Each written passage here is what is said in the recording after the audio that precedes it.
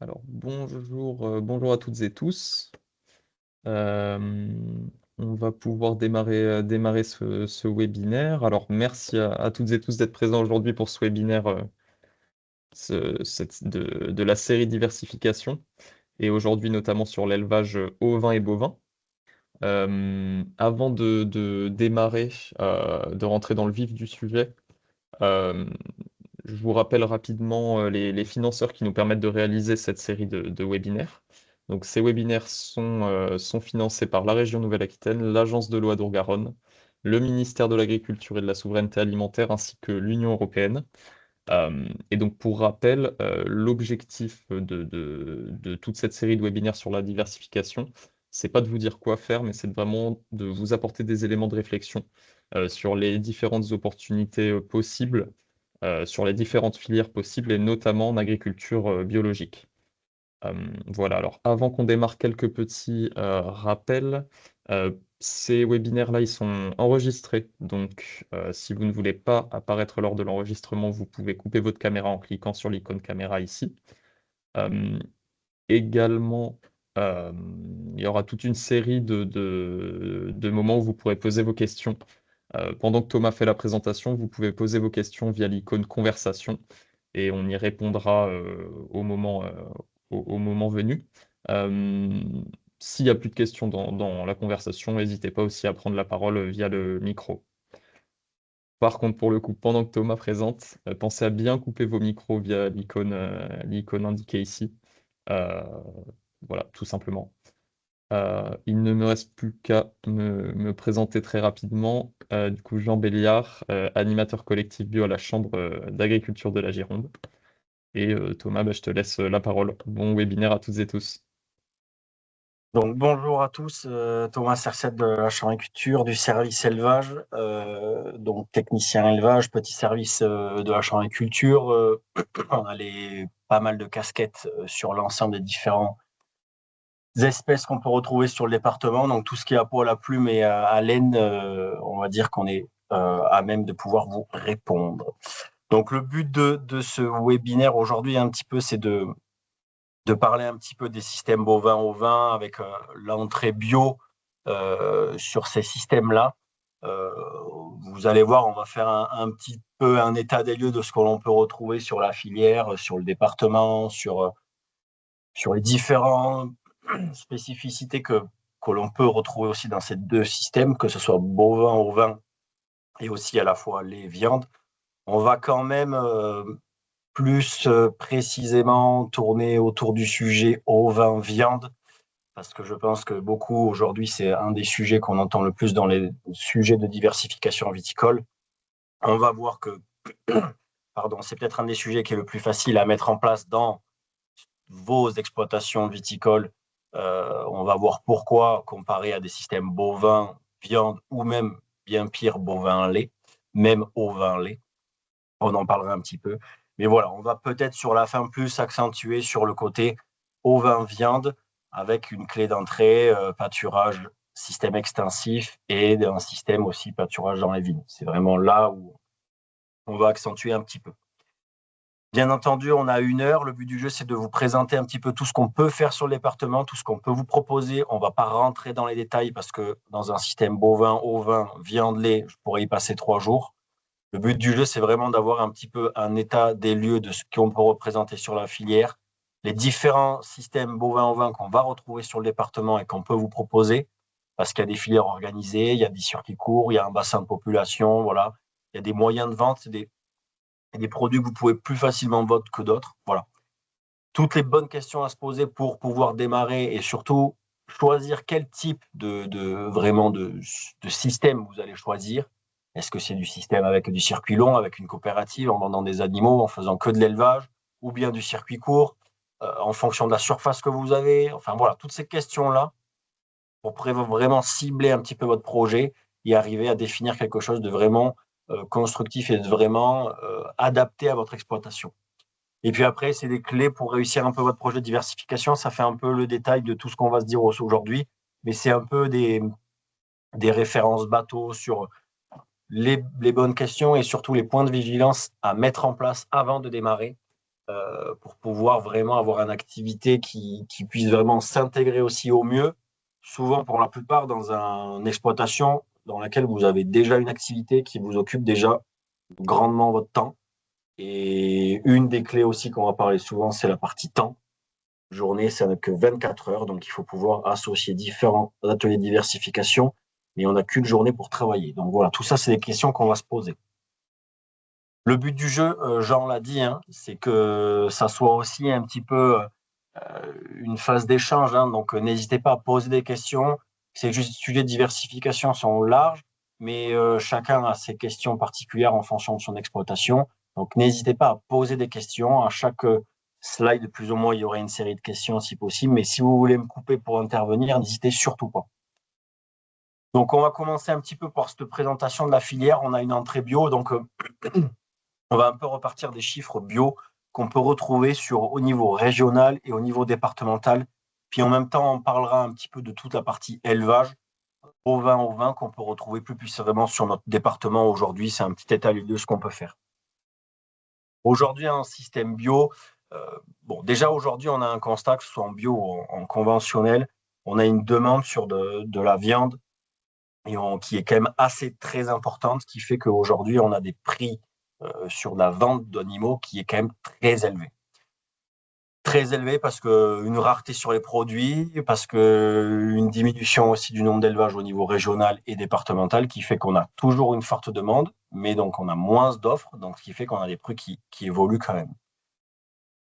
Pour ça, par rapport au le bio, il se place comment? C'est qu'aujourd'hui, on avait eu un gros envolé du bio sur les 15 dernières années, de 2014 à 2021. C'était vraiment une forte proportion d'augmentation des systèmes en bio. Il y avait une grosse demande.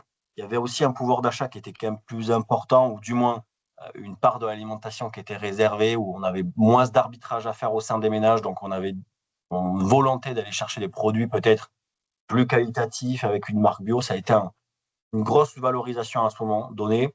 On a vu qu'il y a beaucoup d'élevages qui se sont convertis sur l'aspect biologique. Donc voilà, ça a été un gros effort par rapport à cette filière bio.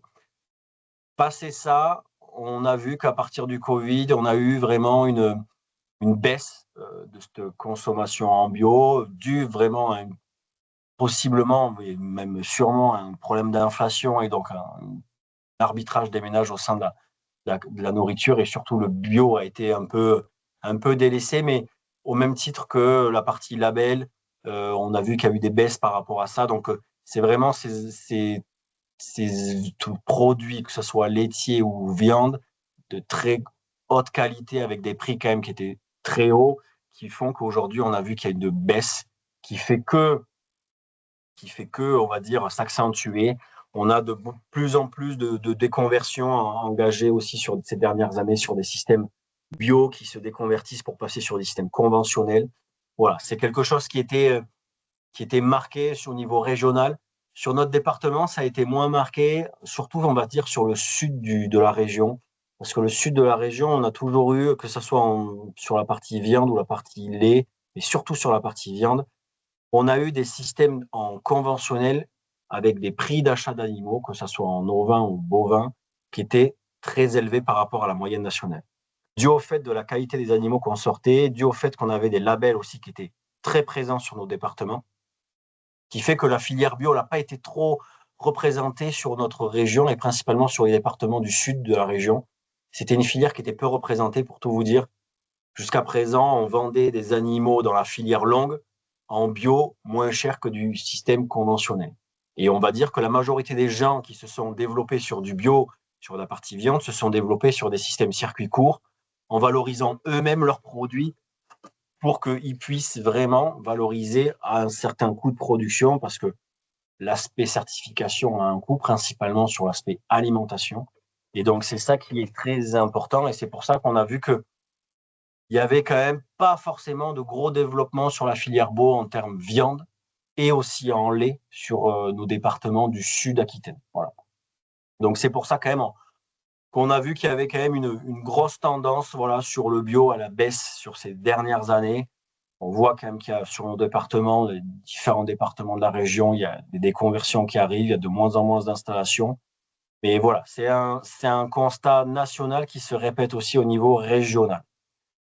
Sur le département, on va prendre un petit peu une échelle globale avant de parler un petit peu du système bio. Aujourd'hui, pour vous donner une idée, voilà, c'est un peu les chiffres qu'on peut trouver. On fait du recensement avec la Chambre d'agriculture. On a ce qu'on appelle un établissement qui s'appelle l'EDE, qui gère toute la partie identification des animaux. Et aujourd'hui, on arrive à faire du recensement très précis sur le nombre d'animaux, le nombre d'exploitations qu'on retrouve sur le département. Et donc aujourd'hui, voilà, sur le Gironde, on peut compter à peu près 700 cheptels où on va retrouver des bovins, ce qui représente 32 000 animaux sur le département. Ça fait à peu près entre 14 et 15 000 vaches. Pour tout vous dire, on perd à peu près annuellement entre 3 et 5% de notre cheptel chaque année. On est sur la même tendance nationale. C'est vraiment une tendance nationale qui est présente depuis au moins une dizaine d'années. Sur ces 700 cheptels, il faut vous dire qu'il y en a près de 350, même voire peut-être 380 qui ont moins de 10 vaches. C'est-à-dire que c'est des gens qui ne sont pas forcément éleveurs à 100% ou qui ont des vaches aussi des fois par plaisir et qui n'ont pas forcément une activité d'éleveur à part entière comme on pourrait l'entendre. Ce qui veut dire qu'aujourd'hui, on va à peu près retrouver que 300 éleveurs purs, vraiment, qui ont des animaux avec des troupeaux conséquents sur le département.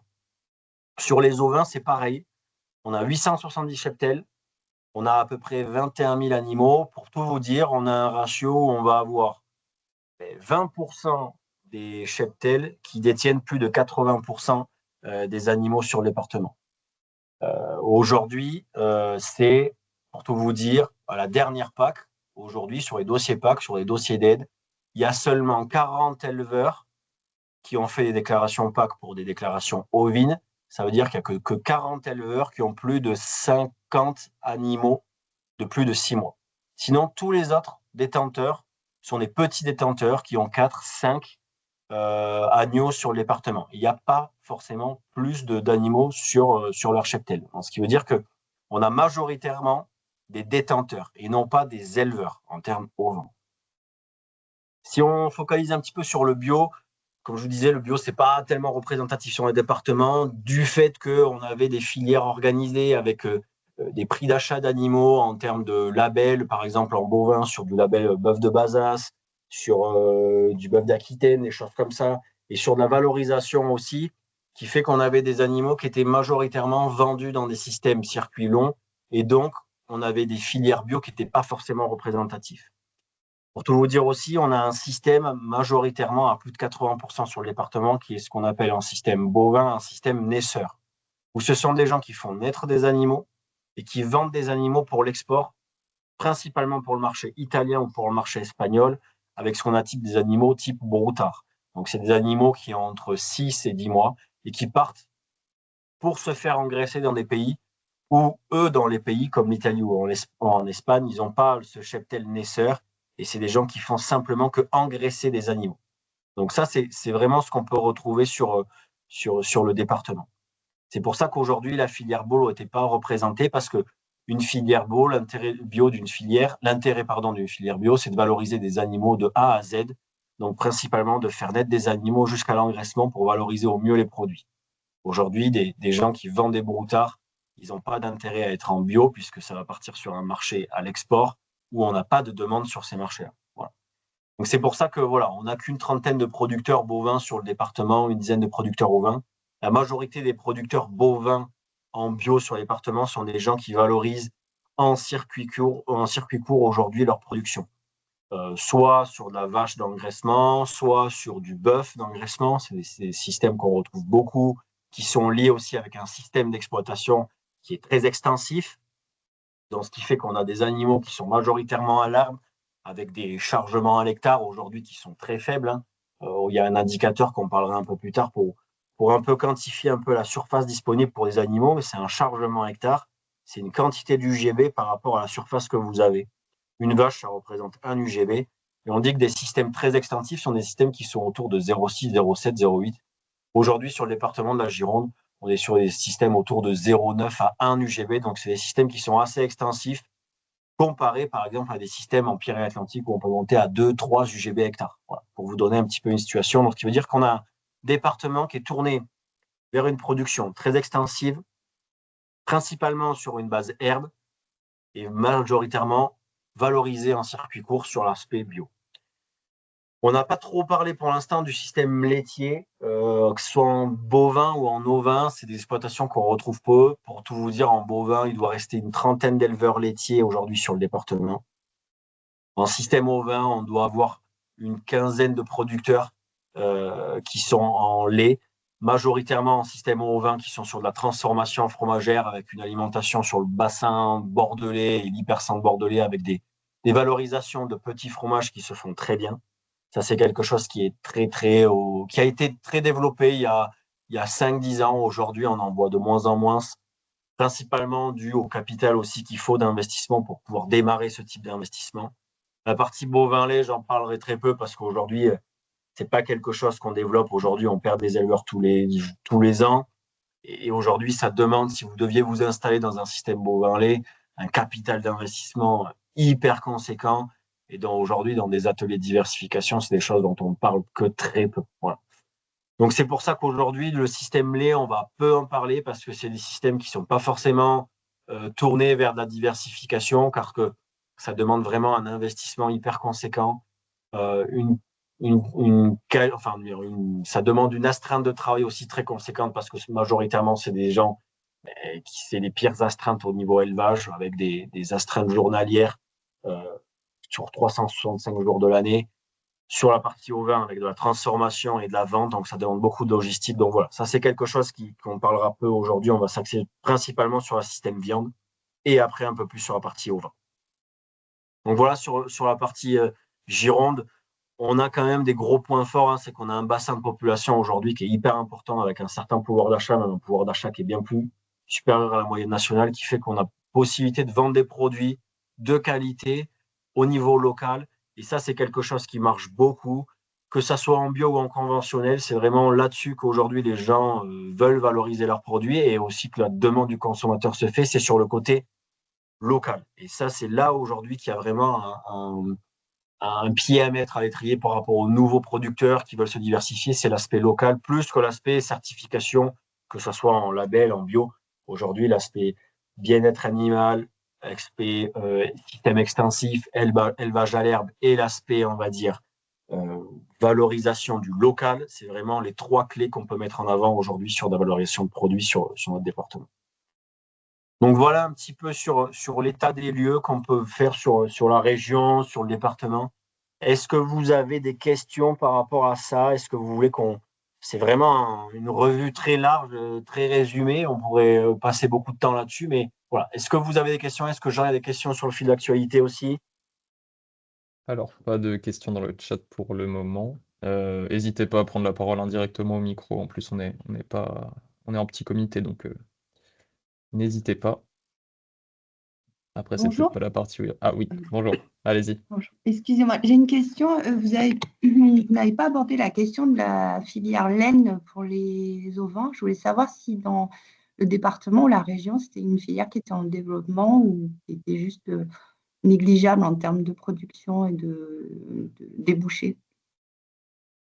Alors, c'est une bonne question parce que c'est un peu dans des systèmes ovins, c'est un peu une question problématique. C'est-à-dire que, pour tout vous dire, il y a 10 ans, 15 ans, on valorisait, enfin même il y a 30 ans, on valorisait de la laine. Il y a 10 ans, la laine servait à payer le tondeur. Aujourd'hui, la laine est plutôt un sous-produit qui s'entasse dans les fermes et qu'on ne sait pas comment se débarrasser. Et aujourd'hui, on a des petites structures qui essayent de redynamiser un petit peu cette production laine sur la région Aquitaine, principalement sur le sud Aquitaine, sur l'aspect Pyrénées-Atlantiques, où il y a des marques aujourd'hui de vêtements qui essayent de relancer la production par rapport à des marques françaises type Pyrenex. Enfin bon, il y a beaucoup de marques aujourd'hui qui essaient de développer vraiment ce procédé d'utilisation de laine locale, mais ça reste des solutions de niche. Je sais qu'aussi sur notre département, il y a des producteurs qui essayent à valoriser eux-mêmes leur laine via des filatures, des choses comme ça, mais c'est des choses qui sont très particulières et on ne peut pas dire que ça soit quelque chose qui soit vraiment développé. Aujourd'hui, dans les systèmes viande et même lait, on a plus des problématiques à gérer la laine. Pour tout vous dire, on a même lancé des études sur comment comment gérer la laine dans des systèmes de compost, comment pouvait-on composter la laine pour pouvoir s'en débarrasser au mieux. Aujourd'hui, si vous allez dans beaucoup d'élevages, elle s'entasse dans les fermes et les gens ne savent pas quoi en faire. Donc ça, oui, c'est une question et on n'arrive pas trop à développer ces filières-là. Mais je sais qu'il y a quand même beaucoup de structures qui essayent de vraiment mettre là-dessus, vraiment, essayent de développer ça. Mais plus sur le sud de l'Aquitaine, plus Périnée-Atlantique, des choses comme ça. Merci. Merci Thomas. Il y a eu une question dans le chat entre-temps. Alors, je souhaite reprendre la propriété de mon père qui a 15 vaches, qui fait ça pour son plaisir. Qu'en pensez-vous? Tu auras peut-être besoin de précision, j'imagine, je sais pas. Ouais.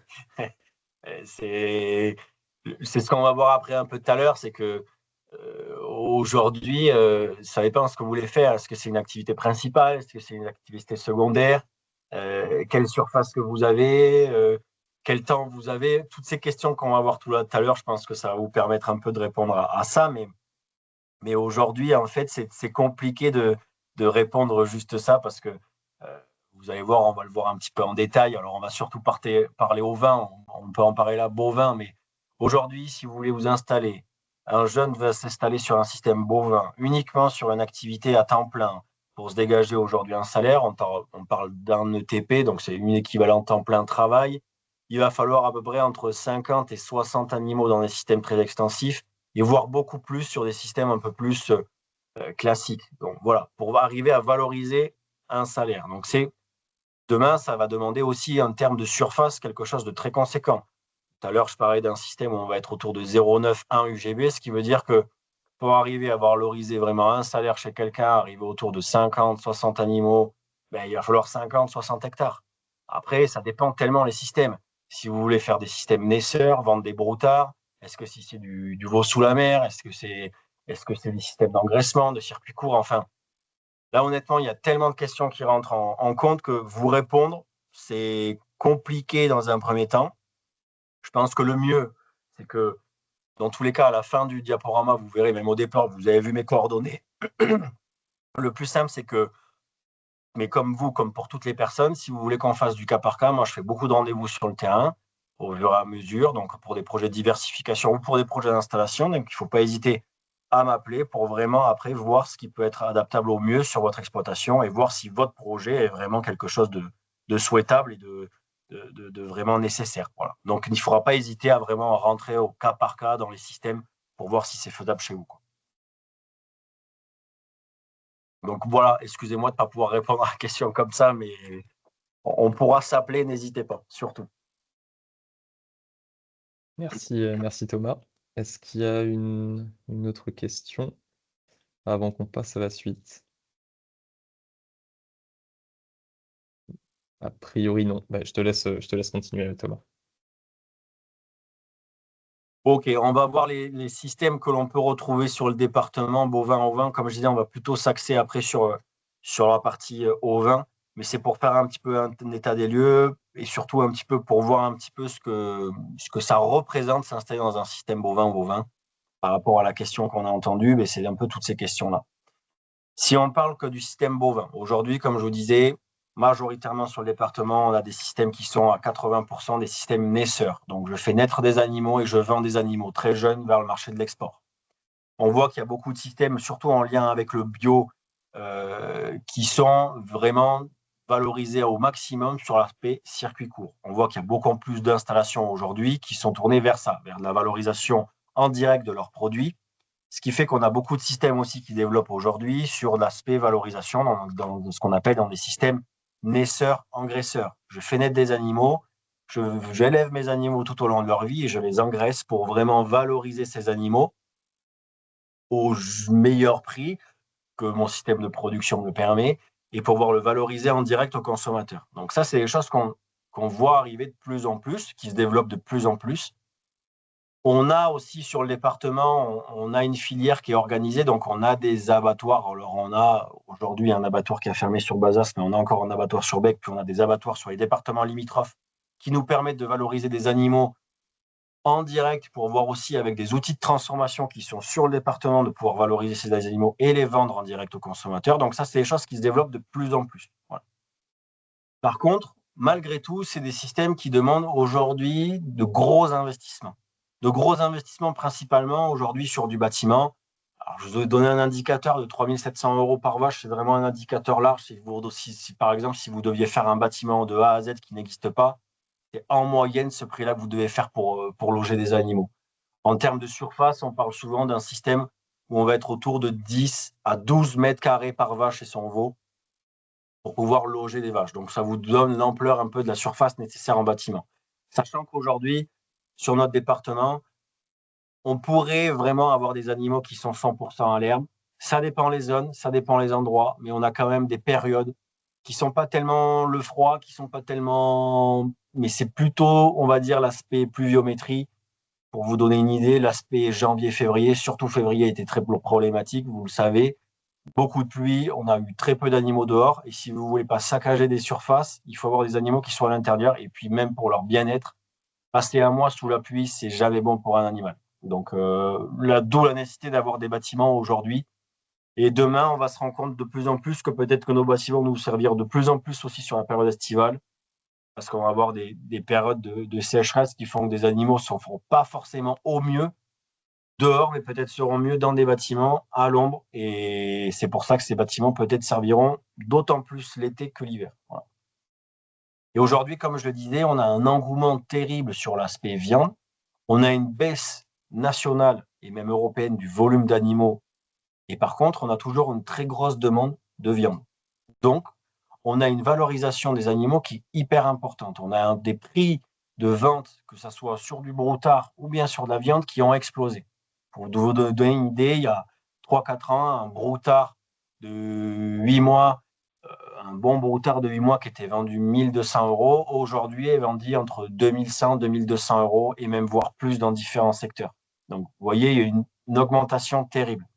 En termes de prix de vente, on avait des prix, par exemple, label, qui tournaient autour de 5,50 €, 6 € il y a 5-6 ans. Aujourd'hui, vous avez des prix de label qui vont atteindre 8 €, 8,50 €, même en système conventionnel sans label, et du système bio pareil. Donc, on a une augmentation vraiment très conséquente de ces prix, ce qui fait qu'aujourd'hui, trouver des animaux, c'est compliqué, et surtout trouver des vaches à un bon prix, c'est très compliqué. Aujourd'hui, investir dans une vache, je dis n'importe quelle race, limousine, basadaise, blonde d'Aquitaine, si vous n'avez pas 3 000 à 3 500 € à mettre sur la table, vous ne trouverez pas d'animaux. Donc aujourd'hui, voilà un peu l'argent, l'investissement à mettre pour pouvoir avoir ce type de système. Donc c'est pour ça que ces systèmes bovins-viande sont peu adaptés à des systèmes de diversification, voilà, auprès de viticulteurs qui ont à la fois peu de surface, à la fois peu de capacité d'investissement aussi dû à une crise viticole qui, comme vous le savez tous.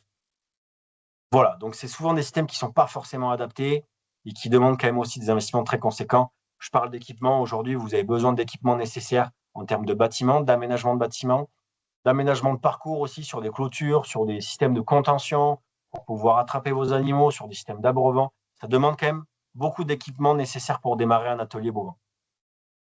J'en parle de la surface, hein. Vous voyez ce que je disais tout à l'heure, cette question de chargement, c'est pour vous donner un indicateur.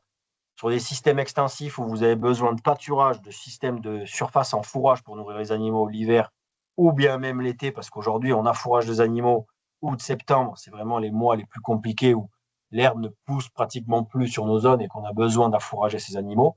On a besoin de faire des stocks de fourrage. Ce qui fait qu'aujourd'hui, ce chargement, 1 UGB hectare, pour vous dire que ça fait une vache hectare, et ça vous donne une idée. Si vous voulez avoir 15 animaux, pour reprendre la question, il faut 15 hectares de surface. Donc, ce qui fait que voilà, ça demande beaucoup de surface par rapport au système. Et ça demande aussi quand même une connaissance du métier. On est sur des animaux qui sont assez conséquents. Donc, c'est un système. Aujourd'hui, éleveur bovin, ça demande beaucoup d'expertise. C'est des gens qui ont quand même une connaissance du métier parce que en termes d'alimentation, en termes de vélage, en termes de contention, ça demande vraiment quelque chose de très spécifique. Donc voilà, c'est des systèmes qui sont aujourd'hui très bien valorisés, mais c'est des gens qui sont en place depuis X temps. Démarrer aujourd'hui un atelier bovin-viande de zéro me paraît très, très, très compliqué. Voilà. Ça, c'est quelque chose qui demande beaucoup d'investissement, beaucoup de compétences, beaucoup de savoir-faire, une astreinte journalière Et voilà, une valorisation importante, mais un investissement de base très conséquent. Voilà. Donc voilà ce que je disais un peu, forte demande, système naisseur adapté sur notre territoire, on a des systèmes qui sont très herbagés. Et il faut qu'on utilise l'herbe au maximum pour qu'on ait des systèmes qui soient le moins chargés possible. Aujourd'hui, tous les systèmes d'élevage dont on va parler, votre réussite se fera en étant le moins chargé possible, dans le sens où moins vous dépenserez d'argent pour pouvoir produire, plus vous gagnerez d'argent.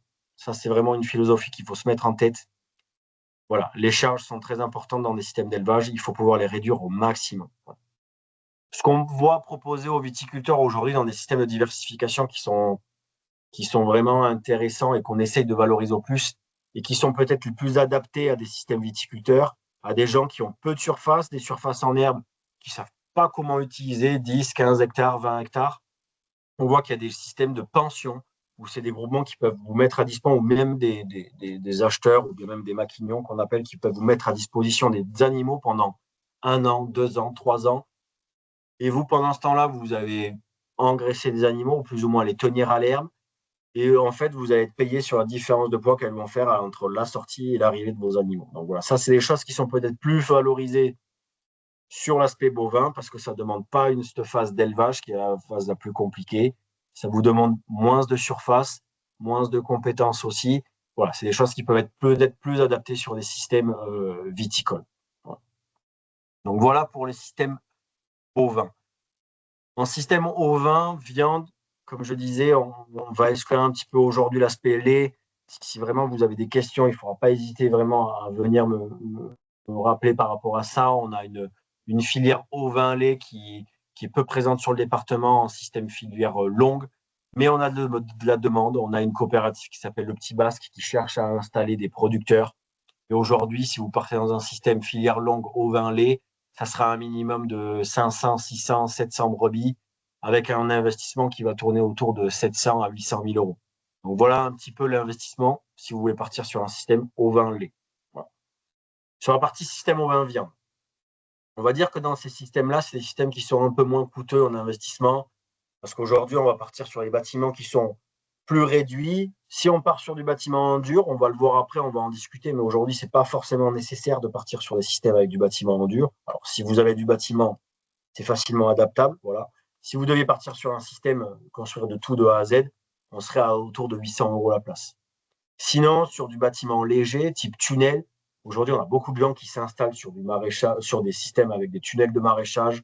On a simplement besoin de mettre une toile beaucoup plus résistante, mais sinon, d'occasion, vous trouvez du laser facilement et vous pouvez adapter des petits bâtiments légers. On met simplement de la cloisonnement avec ce qu'on appelle des clés en bois à l'intérieur pour faire du cloisonnement. Et c'est très bien adapté sur des systèmes classiques ovin-viande. Et on peut tout à fait aussi avoir des systèmes qui sont des systèmes plein air, où on va en parler un petit peu après, mais le choix des races va être important par rapport à ça, le choix de ce que vous voulez faire aussi, parce que vous pouvez très bien avoir des animaux qui restent constamment dehors, à la fois dans les prairies, à la fois dans des systèmes viticoles où on peut allier vraiment des brebis dans les vignes. Aujourd'hui, c'est très adapté pendant une certaine période. On va en parler un petit peu plus tard après. Par rapport en termes de surface, le même indicateur qu'on peut retrouver sur la partie bovin, ce chargement à l'hectare, on a ce même indicateur de 1 UGB hectare, sauf que là, on va être pour 1 UGB, on va vous comptabiliser autour de 5-6 brebis. Donc, c'est à peu près 5-6 brebis à l'hectare pour pouvoir vous donner une quantité de surface disponible, nécessaire pour pouvoir recevoir un atelier ovin sur votre exploitation. Bien sûr, dans ces surfaces-là, on peut intégrer aussi les surfaces en vigne. Aujourd'hui, on a beaucoup de viticulteurs qui cherchent à une partie recevoir des animaux pour diversifier leur production, avoir une production d'agneaux, mais à la fois aussi avoir des animaux qui vont entretenir les vignes au prix du GNR actuellement, pour avoir des animaux qui désherbent plus facilement qu'avec un tracteur et plus naturellement dans vos vignes. C'est un intérêt.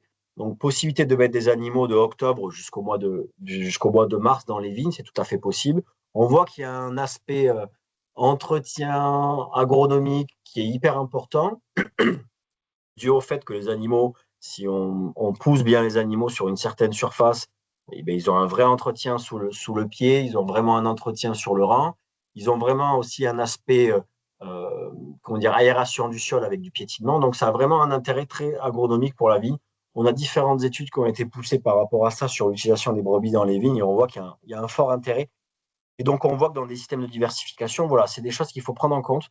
Donc, prendre en compte les surfaces de prairie que vous avez ou les surfaces possiblement d'arrachage que vous allez avoir ou que vous avez déjà, mais aussi associer les surfaces en vigne que vous avez où les brebis peuvent aller pendant une certaine période de l'année. Donc, ça, c'est très important.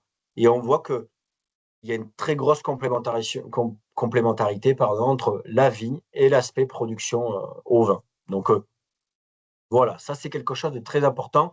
Et c'est pour ça qu'on va beaucoup plus parler de ces systèmes-là aujourd'hui, parce que c'est un système qui est beaucoup plus complémentaire à un atelier de diversification viticole. Je parle de l'astreinte, j'en parlais au début, c'est quand même très important d'en parler. Aujourd'hui, on rentre dans des systèmes d'élevage où aujourd'hui, vous avez une astreinte journalière. Les animaux, pour rentrer dans des périodes où 365 jours sur 365, vous avez besoin d'aller voir vos animaux. Vous avez des périodes où vous avez possiblement des temps d'astreinte qui sont réduits, parce qu'aujourd'hui, sur des brebis qui sont pleines, qui sont en gestation et qui sont à l'herbe, par exemple à l'été, bon, à part vérifier qu'il y ait de l'eau et qu'il n'y ait pas de problème dans les prés au niveau des brebis, vous pouvez y passer qu'une demi-heure ou une heure par jour, ça ne va pas vous demander plus de temps. Par contre, sur des périodes où ça va agnoler, par exemple l'hiver, si vous décidez de faire des agnolages l'hiver, et à ce moment-là, ça va vous demander du temps, de l'astreinte, la surveillance, parce que c'est la phase d'agnolage qui est la plus complexe aujourd'hui. C'est là où vous pouvez plus perdre des agneaux. Si vous perdez des agneaux, vous perdez des animaux à la vente. Donc, il faut vous dire ça aussi. C'est la période la plus critique dans la phase d'élevage. Donc, c'est pour ça qu'il faudra bien positionner votre projet par rapport aussi à l'activité que vous avez actuellement. Si vous êtes viticulteur, et je dis une bêtise, alors c'est pas tellement vrai, mais si vous devez faire des agnolages mois de septembre, octobre, c'est pas la peine. C'est-à-dire que vous avez une activité viticole qui fait qu'à cette période-là, vous avez une activité qui est forte, donc vous ne pouvez pas vous rendre disponible pour une autre activité d'élevage. C'est pour ça qu'il faudra organiser votre système d'élevage. C'est pour ça que dans les questions à se poser, c'est quel temps j'ai disponible et à quel moment j'ai le plus de disponibilité pour pouvoir caler votre système. Comme par exemple, faire de la mise à la repro pendant l'été, pour avoir des animaux qui vont naître l'hiver, peut-être en bâtiment, pour avoir une facilité de surveillance des vélages et pour possiblement avoir des agneaux qui sont à la vente à Pâques. Voilà. Donc c'est tout ça, caler un peu ce système-là pour pouvoir vraiment au mieux s'adapter à votre système actuellement. Comme je disais, dans une journée, il n'y a que 24 heures. Donc attention au système de diversification. C'est bien réfléchir au temps disponible que vous avez pour adapter au mieux votre projet de diversification au vin à votre activité actuelle. Ça, c'est très important. Donc, par rapport à ces systèmes je disais, ces projets qui sont adaptables dans des systèmes de diversification, parce qu'on le voit, hein, ces systèmes qui sont aujourd'hui pour démarrer, vous pouvez démarrer avec 15, 20 brebis, dans des systèmes où vous avez peut-être 5-6 hectares de disponibles en prairie, les autres surfaces, c'est de la surface en vigne que vous pouvez utiliser l'hiver. Voilà, vous pouvez les démarrer dans des projets de diversification à petite échelle, et ça, c'est facilement adaptable dans les sujets de diversification viticole. On voit qu'il y a beaucoup de valorisation des produits en circuit court aujourd'hui. Hein. On a des filières, on va en parler juste après, qui sont organisées sur le département et même sur la région, mais on voit quand même qu'il y a un développement des circuits courts, principalement dû au fait qu'on a des gens en local qui cherchent à avoir des produits de qualité sur des périodes très particulières, hein, majoritairement sur l'hiver, Pâques. Ça, c'est vraiment des choses où on voit qu'il y a une grosse demande sur l'agneau. On le voit aussi sur des pièces à griller, qu'il y a une demande aussi sur l'été avec l'arrivée des barbecues. Donc voilà, ça, c'est des choses importantes. C'est pour ça qu'il faut bien aussi caler dans les questions à se poser. Qu'est-ce que je veux vendre? À qui je veux le vendre? Et quand est-ce que je veux le vendre? Pour pouvoir après, derrière, dérouler la bobine à l'envers. C'est quand est-ce que je fais naître mes animaux? Quand est-ce que je les mets à la reproduction? Où est-ce que je les mets? Et ainsi de suite. Donc voilà, on part toujours à l'inverse. On va le voir après dans les systèmes de conversation. Il faut toujours partir à l'inverse. Qu'est-ce que je veux vendre? À qui je veux le vendre? Et après, aujourd'hui, on va voir, on a d'autres labels aussi à notre Pauillac. Et après, on a un aspect éco-pâturage qui est moins productif. On va en parler un petit peu après. Est-ce que vous avez des questions par rapport à ça avant qu'on rentre un petit peu dans l'aspect vraiment valorisation des produits On va un petit peu rentrer dans les différents systèmes. Mais est-ce que vous avez des questions? Est-ce que Jean a des questions aussi sur la conversation? Oui, ouais. Alors, il y a une question remarque, je sais pas trop, mais on va la poser sous forme de question. Est-ce qu'il y a des systèmes de vidéosurveillance qui existent en élevage? Et notamment, cette question, elle a été posée au moment où tu parlais de l'agnelage. Alors, oui. Aujourd'hui, dans des systèmes, même majoritairement dans des systèmes ovins à grosse échelle, on va dire à des systèmes où il y a des gens qui ont à peu près 300, 400, 500 brebis, on a majoritairement dans des bâtiments des systèmes de vidéosurveillance où vous pouvez à distance surveiller des animaux pendant les périodes d'agnelage. Donc oui, ça c'est quelque chose qui est très courant. On a même des dispositifs, mais plus en bovin.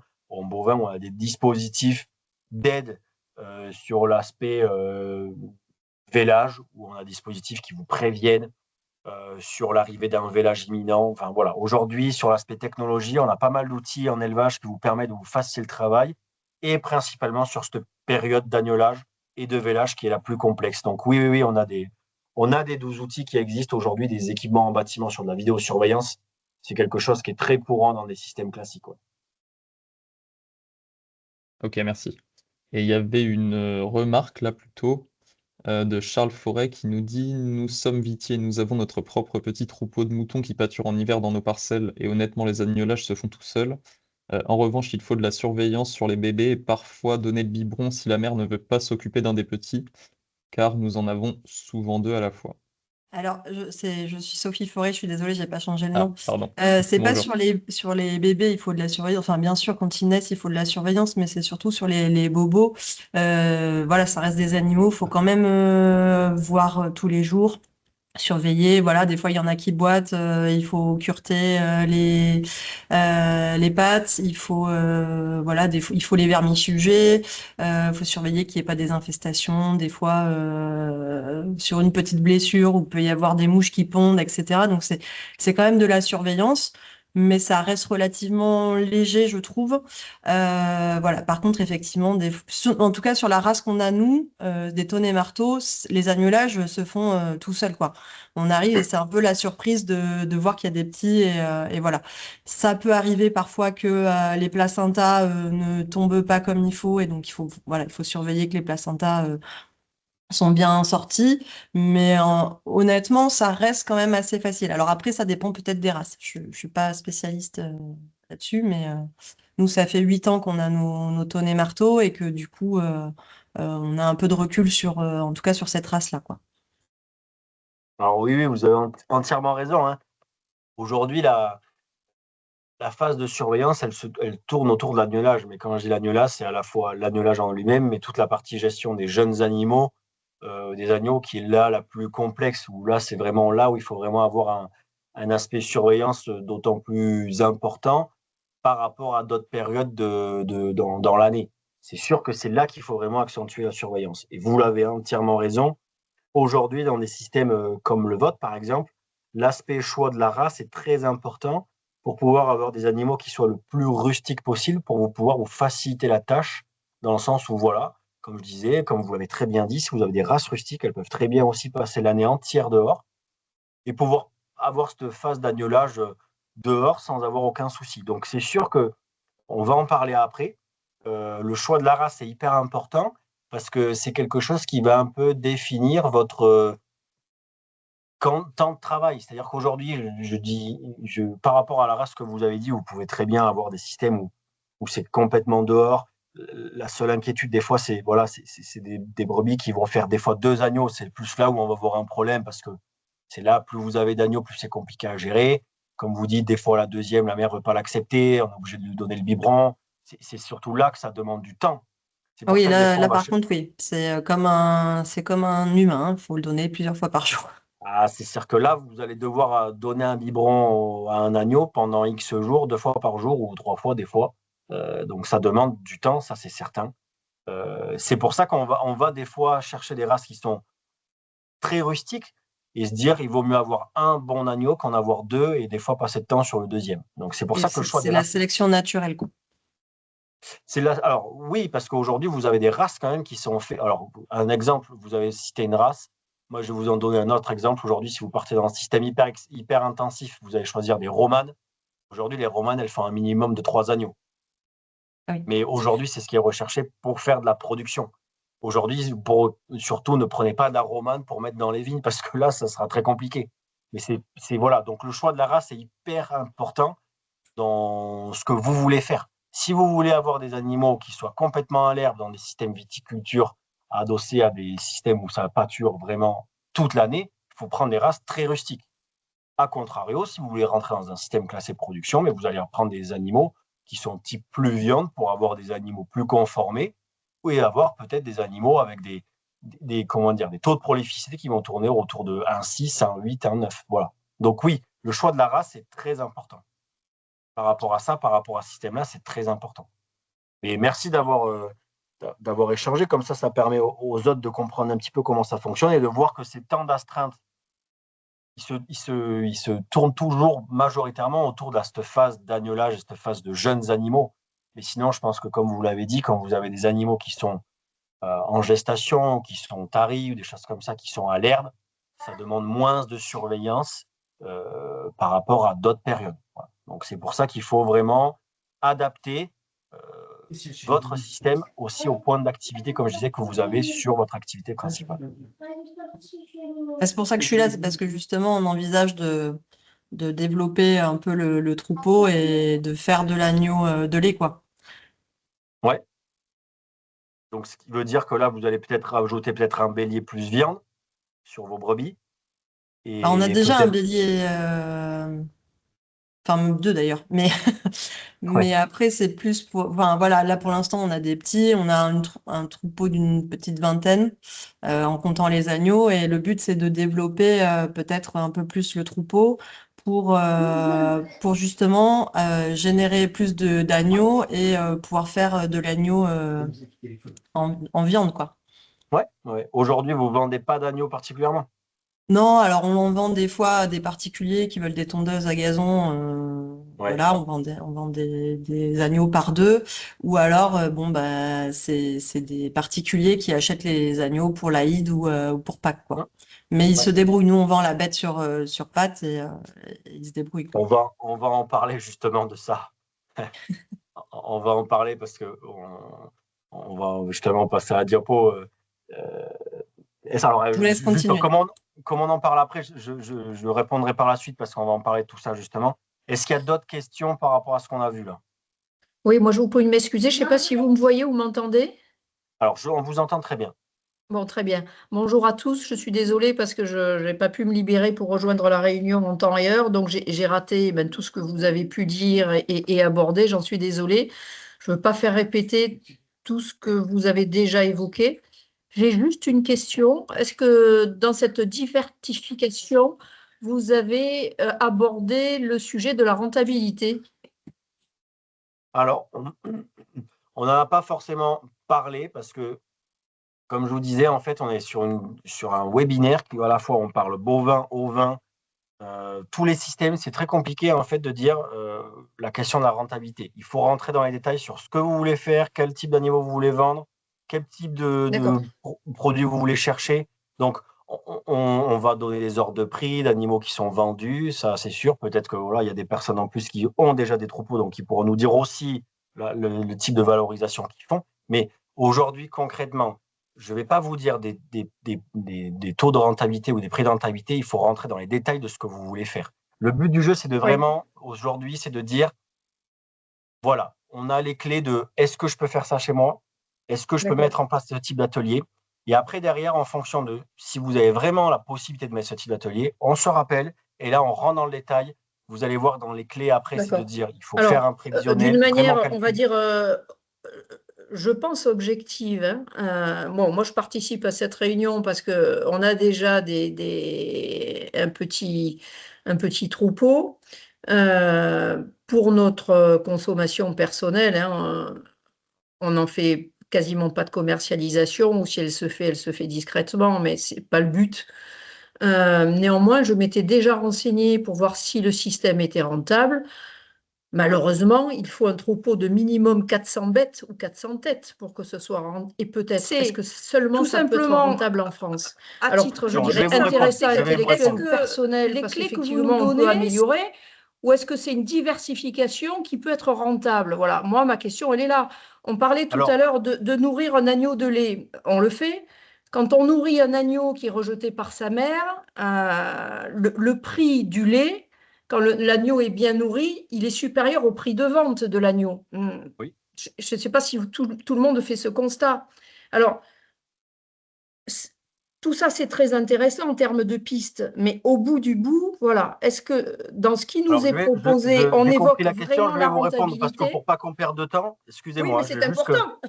Non, non, mais je vais vous répondre, je vais vous On répondre. parle de Je vais beaucoup vous de répondre diversification, comme je. mais si on part dans le mur avec des productions qui sont encore pas rentables, je dirais, je crois que les agriculteurs qui sont en reconversion chez nous aujourd'hui, je dirais les viticulteurs, ils ne peuvent pas partir sur des choses qui ne sont pas rentables. Il faut quand même Alors, si vous aviez été là depuis le début, je C'est pense que vrai, même je ne l'ai pas cité, mais je vous avez pense aussi raison. que dans tous les cas, je vais le Oui, répéter parce que j'ai pas dû le dire, je pense oui, ouvertement, je fais à peu près 4 ou 5 rendez-vous, même peut-être 6 rendez-vous par semaine chez les viticulteurs, sur la d'accord, diversification. d'accord. Majoritairement sur des systèmes d'élevage, majoritairement poules pondeuses et ovins. Je D'accord. commence toujours mes rendez-vous comme ça. Si j'étais là pour sauver la viticulture, rassurez-vous, Oui, c'est pas le cas. on serait très Si nombreux. l'élevage permettait de vivre, ça se saurait. Il y aurait de plus en plus d'éleveurs sur la France, sur le département et sur la région. Ce n'est pas le cas. D'accord. Donc, si vous pensez que l'élevage va sauver la viticulture, en Non, aucun je cas crois c'est le cas. pas. Par Justement, j'y contre, crois pas. aujourd'hui, nous avons des systèmes sur le département et c'est le but qu'on essaye de faire, c'est que je ne pourrais pas rentrer dans les détails sur ce qui est le plus rentable possible, mais Oui. aujourd'hui, avoir des systèmes, des petits ateliers de diversification qui vous permettent de ne pas surtout avoir les mêmes œufs dans le même panier, vous permet aussi de rapporter un petit peu d'argent. C'est pour ça que je disais tout à l'heure que des systèmes qui sont les moins chargés possibles en termes d'investissement, en termes de coûts, vont vous rapporter le plus possible. Donc aujourd'hui, on a des systèmes qui sont sur le département peut-être pas hyper rémunérateurs, mais on voit qu'aujourd'hui, on a des systèmes où les gens font du circuit court, essayent de valoriser leurs produits en faisant de la caissette, des choses comme ça, en dépensant le moins de choses possible, en accentuant sur des races qui vous permettent d'avoir peut-être des fois au maximum un agneau et pas deux pour pouvoir pas s'en occuper. Donc aujourd'hui, il y a des clés pour pouvoir avoir des ateliers qui soient rentables. Rentable, ça ne veut pas dire qu'ils vous ramènent des milliers et des cents. Si vous pensez que vous allez faire le même chiffre d'affaires à l'hectare avec des brebis qu'avec la vigne, c'est faux. Aucun système d'élevage ne vous le prouvera. Et même aucun autre système agricole pourra vous le prouver aussi. Par contre, aujourd'hui, le fait d'avoir des petits ateliers vous permet déjà de peut-être sortir la tête de l'eau, même que personnellement, le fait d'aller travailler dans vos brebis, peut-être que c'est plus agréable quand vous avez aujourd'hui fini d'être dans votre vie. Il y a ça aussi, il y a un aspect aussi Oui, social. oui, Et il y a, c'est voilà. familial, quoi. C'est un élevage familial qu'on envisage. Oui, voilà. Et après, par rapport à votre première question, si je reviens, oui, si demain je devais installer quelqu'un, un jeune qui fait que ça de A à Z, il lui faudrait au minimum 500 à 600 brebis pour sortir un salaire, un SMIC. Aujourd'hui, les données nationales, même régionales, même départementales, nous disent que un ETP valorisé à un SMIC, c'est 500 ou 600 brebis en système viande. D'accord. Voilà. Donc, ce qui veut dire que le but, c'est pas ça. Le but aujourd'hui, c'est d'adapter en fonction de vos surfaces, d'avoir un petit troupeau qui permet de valoriser les animaux que vous avez. On va le voir après. Hein. Vous pouvez valoriser de différentes manières, vous l'avez dit. Aujourd'hui, le but, c'est qu'on retrouve différents systèmes de valorisation sur le département. D'accord. On va prendre en détail. Comme ça me permet de répondre aussi en même temps à votre question. On va suivre parce qu'il est déjà bientôt midi. On n'a qu'une heure Oui, non, donc désolé on de va mon continuer. intervention Non, plus non, que mais tardive. votre intervention est tout à fait légitime. Mais vous avez entièrement raison. Par contre, je préfère être clair d'entrée. On ne sauvera pas la viticulture avec l'élevage. Ça, c'est clair et net.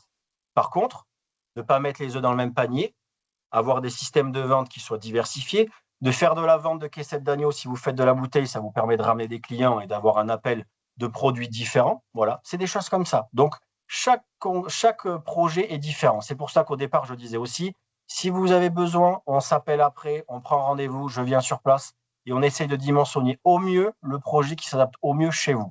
Mais dire, technicien, il faut faire tant d'animaux, vendre à tel prix, faire tel type d'agneau, vendre à telle personne, c'est faux. Si quelqu'un vous dit ça, c'est qu'il vous dit des conneries. Non, non, non, Aujourd'hui, il y a différents systèmes qui sont adaptables aussi, peu importe les personnes, différents points de vente. Et c'est ça qu'en fait, il faut. Aujourd'hui, c'est le but de cette intervention, c'est de vous donner les clés. Mais c'est pas vous dire, il faut faire ça. D'accord. Voilà, c'est surtout ça en fait. Ok. Donc sur les différents circuits de commercialisation, on va parler un petit peu aujourd'hui, on a un label agneau de Pauillac qui est sur le département, c'est une IGP qui permet d'avoir, c'est détenu par le GEG, c'est le groupement des éleveurs girondins. C'est un label qui valorise en fait, historiquement, c'était des brebis de bergers sans terre qui étaient en été en montagne et qui passaient l'hiver dans nos vignes, l'hiver, voilà. Principalement sur le Médoc. C'est pour ça qu'on l'a appelé Pauillac, mais c'est un IGP qui fait l'ensemble du département. C'est un agneau de lait qui fait entre 12 et 13 kilos aujourd'hui, carcasse, et qui est valorisé aujourd'hui par ce GEG. Vous devez être adhérent du GEG, valoriser un agneau. Il y a un cahier des charges particulier à suivre avec des races. C'est un animal principalement de lait, donc qui est élevé en bâtiment, sous sa mère, et qui ne voit pas l'herbe durant toute sa vie. Voilà. Ça, c'est un label qu'on peut retrouver. C'est des produits qui sont hyper qualitatifs, qui sont sur les plus grandes tables parisiennes et qui sont recherchés. Le GEG aujourd'hui recherche des producteurs d'agneaux pour faire de l'IGP Pauillac. Donc voilà, ça, c'est quelque chose qu'on peut retrouver. Ça demande, comme je disais, des investissements en bâtiment, donc des investissements conséquents. Ça sera à destination que de certaines personnes qui veulent vraiment se lancer dans ce label. Voilà, ça c'est des choses comme ça. On a aussi le GEG qui achète des animaux directement. On a des maquignons sur le département qui peuvent vous acheter des animaux vraiment facilement. Aujourd'hui, on a des acheteurs à des prix intéressants. Aujourd'hui, on a des prix intéressants d'agneaux qui ont augmenté et ça, c'est très important. Et il y a 4-5 ans, on vendait les animaux à 7 euros. Aujourd'hui, la tendance, elle est plutôt à 11 euros sur des agneaux bouchés. Donc ça, c'est très intéressant. On a une valorisation quand même qui est importante. On a cette partie circuit court qui est vraiment très importante. On le voit, hein, on a un marché bordelais qui est demandeur. On a un marché local qui est demandeur. Principalement sur, comme vous l'avez dit aussi dans différentes interventions, c'est le côté hiver, le côté Pâques, où là, on a de la grosse demande sur la partie circuit court caissette, sur les animaux qui font des caissettes qui font entre 6-5 kilos ou même plus ou beaucoup plus, à des prix qui peuvent aller jusqu'à 17, 18, 19 euros le kilo de caissettes. Ça, c'est ce qu'on retrouve sur les marchés bordelais. Aujourd'hui, on en retrouve facilement à ces prix-là. Voilà. Et après, il faut se dire aussi une vérité. La filière l'a pas du tout organisée sur le département, mais qui aujourd'hui permet de faire vivre une grande majorité des éleveurs, c'est le marché de l'Aïd. Aujourd'hui, la majorité des gens peuvent vendre des agneaux qui sont, eux, par contre, beaucoup plus âgés, concrètement, qui sont majoritairement des mâles à la queue longue, et qui sont vendus pour le marché religieux de l'Aïd. Et là, on a une grosse demande par rapport à ça.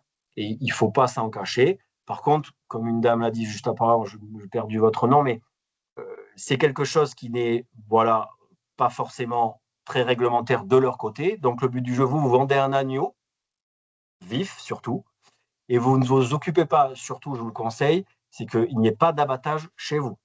Voilà, ça c'est très important. Et le conseil à dire, c'est que tout animal doit être abattu dans un abattoir référencé et réglementé avec un abattoir CE. Donc ça, c'est très important dans votre discours à faire. Même si c'est des choses qu'ils ne font pas, vous, c'est le discours à tenir. Donc aujourd'hui, le marché de l'Aïd est le marché qui est le plus représentatif sur le département, où vous pouvez avoir des prix d'agneaux qui sont vendus à des sommes assez importantes, jusqu'à 200, 250 euros, même 300 euros, on l'a vu cette année, sur des prix d'agneaux. Voilà, ça, c'est des choses qui sont très importantes. On voit aussi qu'on a des systèmes qui sont peut-être un peu moins productifs. On a beaucoup de gens aussi qui essayent à valoriser justement le type entretien. On n'est plus forcément dans un système productif, mais aujourd'hui, l'éco-pâturage, c'est quelque chose à la mode. Et en fait, on voit beaucoup de producteurs qui se mettent à vraiment proposer un service d'entretien, soit un service d'entretien auprès de viticulteurs voisins pour l'entretien des vignes, soit sur l'entretien de collectivités de surface qui ne sont pas forcément mécanisables, ou bien sur des souhaits de communes de limiter leurs frais de mécanisation et de passer sur l'entretien un peu plus naturel. Sur de l'entretien de parcs à agrivoltaïsme ou bien photovoltaïsme, on voit que l'aspect brebis est très important par rapport à ça. On voit qu'il y a de la demande. Donc aujourd'hui, on a aussi des gens qui se mettent à faire de la prestation de service sur de l'entretien surface avec leurs animaux. Voilà. Ça, c'est quelque chose qu'on voit de plus en plus. Et après, on a aussi un acteur. Alors, je l'ai mis sur le côté éco-pâturage, mais il se retrouve aussi sur l'aspect productif aussi. C'est le Conservatoire des races de Nouvelle-Aquitaine qui peut vous accompagner aussi sur de la mise en place de troupeaux avec des animaux qui sont de race à faible effectif et qui sont plutôt moins en perdition, comme la landaise, qui sont des animaux très rustiques, qui sont facilement adaptables pour pouvoir aussi, comme on disait tout à l'heure, passer l'ensemble de l'année dehors et qui aussi ont un aspect, on va dire, entretien des sols. Et ça, c'est quelque chose de très important. Et on a un partenariat avec ce conservatoire qui peut vous accompagner sur de la mise en place, sur de l'achat de troupeaux ou bien même vous mettre à disposition des troupeaux chez vous pendant un certain temps pour vous faire la main et ensuite acheter le troupeau. Donc voilà, ça, c'est des acteurs qui pourront vous aider sur la conception de projets en lien avec un troupeau de brebis. Par rapport à ce qu'on disait tout à l'heure, voilà, c'est en fonction des. Surtout, il faut en fait dérouler la bobine à l'envers. C'est se dire qu'est-ce que je veux vendre comme produit. Est-ce que j'ai une affinité pour dire est-ce que je veux faire du circuit court, est-ce que je veux faire du circuit long, est-ce que je veux faire de la vente directe, est-ce que je veux pas faire de la vente directe parce que je veux pas avoir de clients sur la maison, je veux faire que produire. Voilà, ça c'est des choses comme ça. C'est des gens, chacun a son affinité, chacun a son potentiel et son envie. Donc il faut partir de ça. Et après derrière, on pourra tout dérouler par rapport à type d'animaux, les races d'animaux, la mise à la reproduction, les périodes de vente. Mais aujourd'hui, il faut partir de qu'est-ce que je veux vendre, à qui je veux le vendre. Et après, on pourra déterminer vraiment votre système de production, qui il en suit pour arriver à cette phase-là. Donc voilà, ça c'est très important de partir à l'inverse. Qu'est-ce que je veux vendre? Et après, on dimensionne le projet. Voilà un petit peu par rapport au circuit de commercialisation. Est-ce que vous avez des questions par rapport à ça?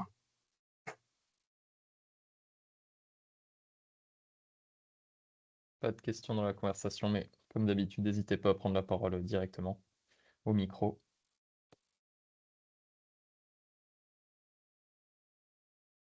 Écoute, a priori, non. Tu Allez, peux on passer avance. à la suite. Donc voilà, on va reprendre un peu ce que je disais à la fin, là. Le but du jeu, c'est vraiment de se poser les bonnes questions pour vous qui veulent démarrer un atelier de diversification sur qu'est-ce que je veux faire, comment je veux le faire, comment je peux organiser. Et en fonction de ça, on va arriver à vraiment dimensionner un projet. C'est vraiment les clés, les bonnes questions à se poser. Alors, il y a des gens présents là qui ont déjà des ateliers, ils sont peut-être en recherche d'augmentation. Madame, par exemple, dernièrement, vous a dit que vous voulez chercher à développer un agneau léger. Voilà, le but, c'est peut-être de dire quelle race il faut que j'adapte au mieux dans mon système, quelle surface j'ai à disposition. Voilà, toutes ces questions-là qu'il faut se poser pour pouvoir vraiment cibler le cœur du projet. Et après, derrière, alors, ce n'est pas aujourd'hui qu'on pourra répondre personnellement à chacun des projets, mais le but du jeu, c'est que vous vous donnez un petit peu une clé d'entrée. Alors, le webinaire, il sera revisionnable, donc on pourra réécouter ce qu'on s'est dit, il n'y a pas de problème. Et derrière, après, c'est aussi, comme je l'ai dit tout à l'heure, vous n'hésitez pas à m'appeler et on essaye d'avancer chacun sur vos projets pour vraiment rentrer dans le détail. Et voilà, le but, c'est de se poser ces questions. Quelle capacité d'investissement j'ai? Est-ce que j'ai une capacité d'investissement qui est plus ou moins conséquente? En fonction de ça, est-ce que je peux me faire un bâtiment ou non? Combien d'animaux je peux acheter? Est-ce que j'ai de la valorisation pour faire, je ne sais pas, un atelier de découpe, ainsi de suite. Voilà, toutes ces questions-là, elles sont hyper importantes. Quelle est la capacité d'investissement que j'ai actuellement pour démarrer un atelier de diversification? Sachant que vous aurez quand même besoin d'investir le moindre petit projet de diversification, vous aurez besoin d'investir. Donc ça à prendre en compte. Après, comme on disait au départ, c'est quelle surface j'ai à disposition. En fonction de ça, on pourra dimensionner le projet. Si vous avez que 4 hectares, c'est pas la peine d'aller réfléchir à un projet de 200 brebis, c'est pas la peine. Qu'aujourd'hui, c'est vraiment dimensionner votre projet en fonction de la surface que vous avez. La surface en prairie et à la fois la surface en vigne dans laquelle vous pouvez aussi mettre des brebis. Donc voilà. Le temps disponible, il est hyper important. On l'a dit, si vous partez sur un système avec une coopérative où vous ne faites qu'une phase d'élevage, où vous faites des animaux, où vous élevez des animaux, vous produisez, une fois que les agneaux sont prêts à partir, vous les vendez, c'est un camion qui vient vous les prendre. Là, votre temps, en fait, il est plus réduit. Si demain, vous partez dans un système de circuit court, où vous allez à la fois sur votre temps d'élevage, comme on parlait tout à l'heure, les phases d'astreinte liées à l'agnelage, à l'alimentation des jeunes, s'il y a besoin d'avoir 2 agneaux, vous pouvez les mettre au biberon, tout ça, ça prend beaucoup de temps. Mais si demain, vous avez de la vente directe à faire, vous devez amener vos animaux à l'abattoir, aller dans un atelier de transformation, vendre. Voilà, tout ça, ça demande du temps. Et ça, il faut pouvoir quantifier ce temps disponible pour pouvoir après mettre au mieux ce projet-là. Parce que, je le répète encore, une journée ne fait que 24 heures. Donc ça, c'est très important à pouvoir vraiment quantifier ce temps disponible pour pouvoir préparer un projet. Et après, comme je disais juste à présent, c'est qu'est-ce que je veux vendre et comment je veux le vendre. Et en fonction de ça, qu'est-ce que je vends, à quelle coopérative, quel produit, quel petit d'agneau, est-ce que c'est du broutard, est-ce que c'est de l'agneau de lait, est-ce que c'est en caissette, est-ce que c'est sur le marché classique.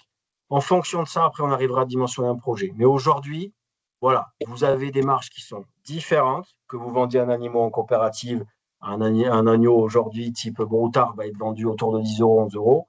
Et bien, si vous vendez un système beaucoup plus léger avec un agneau léger en vente directe, comme je disais, vous vendrez des caissettes à 10 euros. Par contre, il faudra prendre en compte votre temps, il faudra prendre en compte les coûts d'abattage, les coûts de transformation, toutes ces choses-là.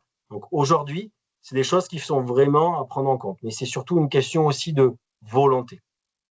Et après, le bio conventionnel, on avait quand même sur le webinaire, on avait une entrée bio. Aujourd'hui, cette entrée est aussi à se poser la question, si vous êtes déjà sur une activité bio, et avoir des animaux bio, bon, ça s'explique, il n'y a pas de problème. Aujourd'hui, vous pouvez très bien aussi avoir des animaux qui sont conventionnels et avoir d'autres ateliers en bio, même s'il n'y a pas, il ne faut pas qu'il y ait forcément trop d'utilisation de surface similaire. Mais aujourd'hui, la question plus à se poser, c'est est-ce que les animaux que je vais vendre, est-ce qu'ils sont destinés à un marché qui peut être plus intéressant si je suis en bio ou pas. Voilà. Si demain vous devez vendre des animaux que dans l'hypercentre de Bordeaux sur les Chartrons, eh bien, peut-être que le bio serait intéressant. Si vous devez vendre des animaux autour de chez vous dans un milieu rural, l'aspect local, l'aspect bien-être animal et l'aspect fermier, sans avoir l'étiquette bio, sera tout autant valorisé.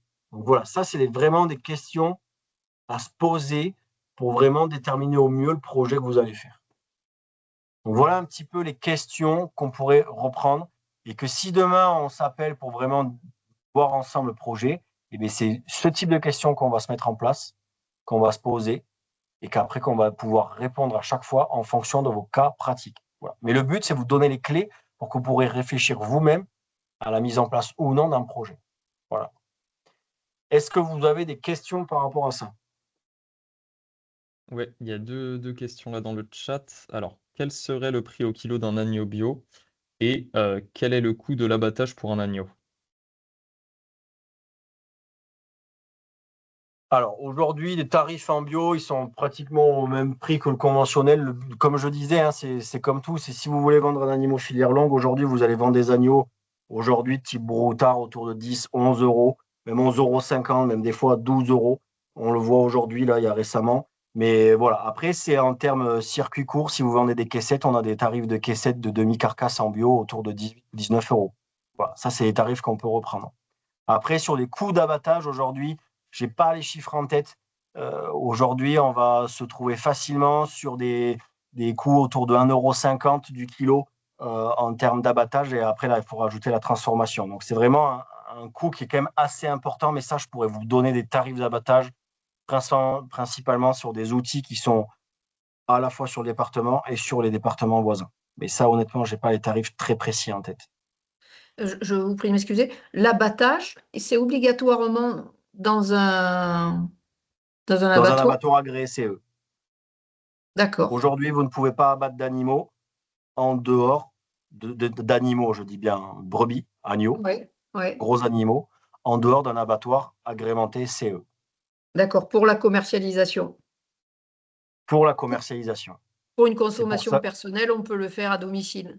pas du tout. Même pour la consommation personnelle, vous devez passer par un abattoir agréé CE. Quand D'accord. je dis que tout à l'heure par rapport au marché de l'Aïd, vous vendez un animal vivant et après vous ne vous occupez pas de ce qui se passe après. D'accord. Par Non, contre, parce que nous, on les étourdit avec ce qu'on appelle un matador. oui, Et ensuite, on les saigne sur place. Mais c'est pour nous, quoi. C'est notre consommation. c'est très bien, mais logiquement, vous n'êtes pas dans les clous. D'accord. Aujourd'hui, tout animal, gros animaux, type ovin, bovin, doit être abattu en abattoir. D'accord. Agréé CE. Donc Bon, aujourd'hui, c'est sur le pas fait. département, comment? Ce n'est pas fait chez nous. Oui, non, mais après, alors on n'est pas là Après, c'est un pour. choix personnel, hein. On préfère qu'ils ne souffrent pas dans du transport. Ils sont très bien à la maison. Alors, ça, c'est un choix personnel, sauf qu'il y a de la réglementation. Donc, Oui, je sais demain, si bien. vous êtes contrôlé que vous ne serez pas dans les clous, vous pouvez être verbalisé. Ah, Voilà. sûrement. Donc, ça, voilà. Après, aujourd'hui, vous avez des abattoirs qui sont quand même présents sur le département. On a un abattoir présent qui est l'abattoir du GEG à Bègles. On a Oui. aussi des abattoirs sur des départements limitrophes, type Montguyon. on a aussi des abattoirs aussi en Dordogne et Lot-et-Garonne. Oui. Donc, on est sur des temps de transport qui sont quand même assez limités. Donc, voilà par rapport à ça. Est-ce qu'il y a d'autres questions, Jean, ou est-ce que vous avez d'autres questions? Alors, oui, il y a une question qui vient d'être posée. Y a-t-il des abattoirs mobiles? Non, aujourd'hui, il n'y a pas d'abattoir mobile sur notre zone. Il y a eu des essais d'abattoirs mobiles sur différents secteurs qui n'ont pas forcément marché aujourd'hui parce que aujourd'hui, concrètement, si vous deviez faire du mobile, même rien que réfléchir au mobile, au prix de l'énergie actuellement, c'est des coûts qui sont assez importants. Et malheureusement, aujourd'hui, un outil d'abattage, surtout sur la filière ovine, c'est une filière qui demande beaucoup d'investissement en termes d'abattage. Et aujourd'hui, vous devez avoir un certain volume pour pouvoir rentabiliser un outil d'abattage. Donc aujourd'hui, avoir un abattoir mobile demande beaucoup d'investissement. Et on a vu qu'il y a des gens qui se les ont fait, qui l'ont fait et qui ont fondu les plombs au bout de 2-3 ans facilement. Parce qu'aujourd'hui, il faut toujours prendre en compte que si vous devez faire un abattoir mobile ou si demain il doit y avoir un abattoir mobile, il faudra mettre un prix en face sur un coût d'abattage. Et aujourd'hui, on a bien vu que les gens qui ont fait ça, eh bien, ils n'avaient pas d'éleveurs qui venaient parce que les coûts d'abattage étaient bien trop supérieurs. Surtout sur un agneau qui demain, alors là aujourd'hui se vend bien, mais si vous devez vendre un agneau léger qui va vous vendre autour de 180 € ou de 200 € la caissette, aujourd'hui, il faut qu'il y ait des coûts d'abattage qui soient quand même réduits pour pouvoir vraiment avoir un aspect rentabilité. Donc aujourd'hui, les abattoirs mobiles, on en retrouve peu sur nos zones. On en a retrouvé un petit peu sur le Massif central, un petit peu sur le nord aussi, mais c'est des choses qui ont un peu sont tombées à l'eau par rapport à ça, des coûts d'abattage. Merci Thomas. Alors, a priori, pas d'autres questions. On peut passer peut-être à la fin de la présentation. Ouais, alors juste la dernière question, mais ça c'est dans n'importe quel projet de diversification. C'est vraiment aujourd'hui, c'est des clés qu'il faut vraiment prendre en compte pour vraiment dimensionner votre projet. On vous avait parlé, madame, aussi aujourd'hui de la rentabilité. Aujourd'hui, le seul moyen, c'est qu'il faut mettre tout sur la table. Il faut vraiment faire un prévisionnel pour vraiment aujourd'hui pouvoir avoir vraiment une visu sur quelques années pour vraiment avoir une question de rentabilité de votre projet. Donc ça, c'est hyper important de faire un prévisionnel. À la chambre, on peut vous accompagner par rapport à ça, mais ça, c'est vraiment quelque chose d'hyper important avant de se lancer dans n'importe quel outil de diversification, de pouvoir mettre des chiffres sur la table et en pouvoir vraiment quantifier le taux de rentabilité de cet atelier par rapport au temps que vous allez y passer. Donc, Ok. Alors, ouais, je suis désolé, on va devoir Quitter conclure l'antenne. là parce qu'on a déjà pas mal dépassé. Mais effectivement, hein, comme l'a dit Thomas, donc là, il y a eu toute une série de webinaires déjà en amont de ces webinaires-là.